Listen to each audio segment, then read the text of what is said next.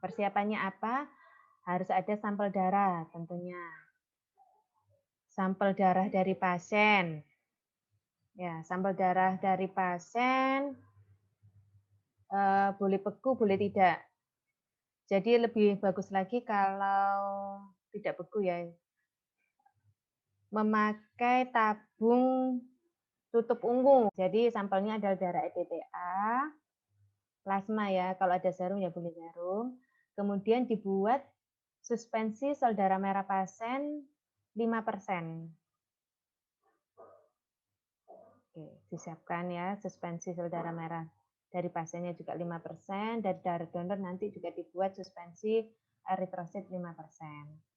Nah, sampel darah donor diambil dari kantong darah. Dan kita akan mencocokkan darah pasien yang mau ditransfusi dengan donor. Kalau donor kan sudah ada di kantong-kantong darah ya, Dek ya.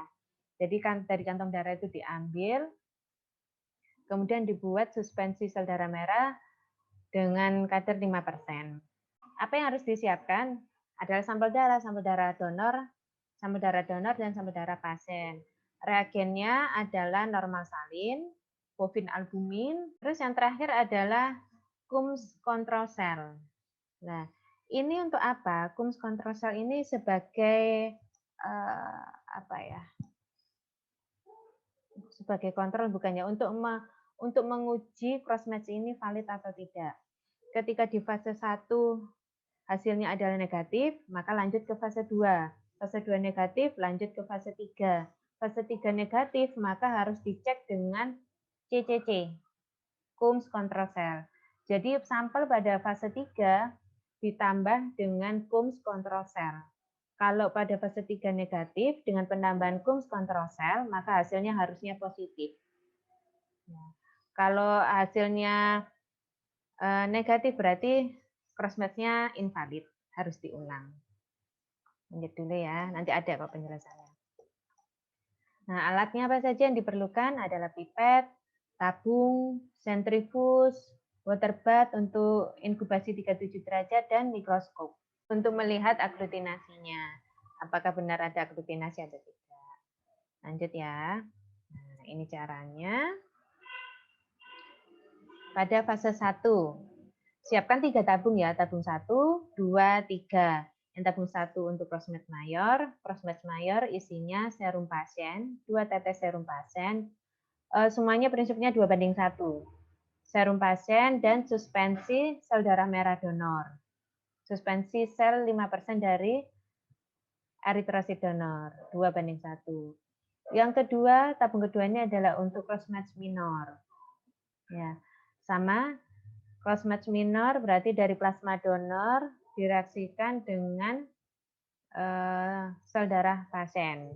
Yang ketiga adalah untuk autokontrol. Serum pasien direaksikan dengan sel pasien itu sendiri. Setelah itu dihomogenkan, setelah homogen dengan baik dan benar, disentrifus 1000 rpm selama 1 menit.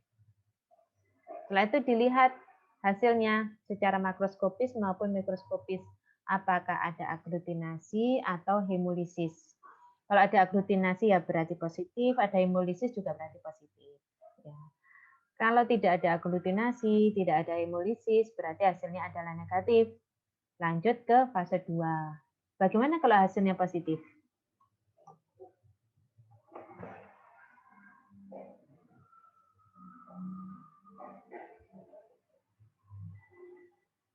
Kalau pada fase 1 ini sudah ada aglutinasi, ada hemolisis kan berarti positif. Berarti sudah berhenti, tidak usah dilanjut. Berarti tidak cocok antara donor dan resipien.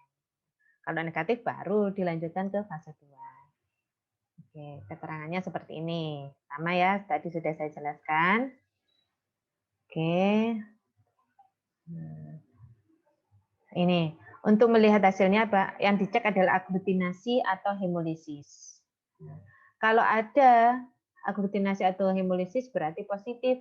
Benar. Tadi Kesia yang jawab ya. Kalau positif berarti darah tidak dapat ditransfusikan, tidak cocok, stop, berhenti. Tidak usah dilanjutkan lagi ke fase 2. Jika hasilnya negatif, maka dilanjutkan ke fase 2. Terus crossmatch fase 2, yaitu inkubasi 37 derajat pada medium bovin albumin. Nah, sama tadi ya, tabung 1, 2, 3, kelanjutan dari fase 1 ditambahi masing-masing 2 tetes bovin albumin. Kemudian dihomogenkan, diinkubasi dulu 37 derajat Celcius selama 15 menit. Karena pakai bovin albumin, maka cukup 15 menit. Misalnya kalau terpaksa tidak ada bovin albumin, berarti inkubasinya diperlama, bisa sampai 1 jam. Setelah itu baru disentrifus, dilihat apakah ada aglutinasi atau hemolisis. Kalau di fase 2 ini ada aglutinasi atau hemolisis, berarti stop. Tidak usah dilanjutkan, berarti tidak cocok, tidak bisa. Kemudian kalau negatif lanjut ke fase 3. Oke. Ini fase 3. Sama tabung yang tadi sama ya. Tabung 1, 2, 3. Yang ini mayor, ini minor, ini yang auto kontrol. Jangan dibuang dulu, dilanjutkan dulu. Cuci sel darah merahnya dengan 3-5 ml paling tidak 3 kali. Cara mencucinya gimana? Masing-masing tabung disentrifus. Sudah disentrifus, dibuang supernatannya sebanyak mungkin. Kemudian diberi salin 5 mili. Diberi salin 5 mili, dihomogenkan lagi.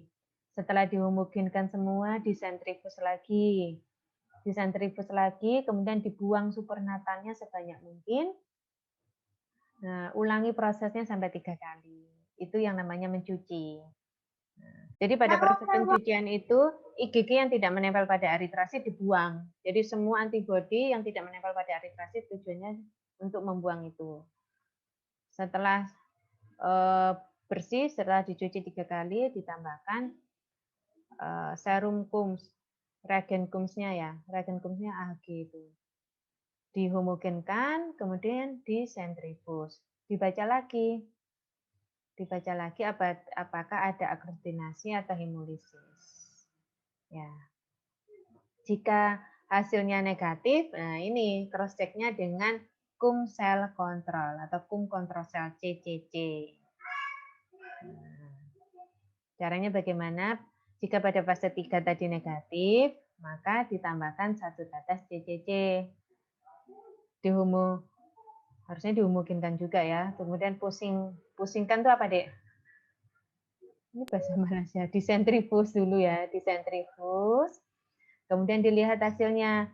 Kalau positif berarti memang valid benar. Tapi kalau hasilnya tetap negatif berarti invalid. Kalau invalid, crossmatch-nya harus diulang dari fase 1. Entah reagen mana yang mungkin reagennya ada yang expired atau apa. Jadi harus diulang.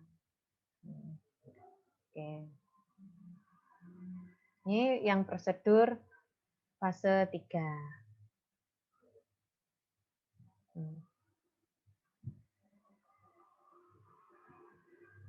Kemudian interpretasinya disebut cocok apabila pada semua fase mayor ataupun minor tidak ada reaksi.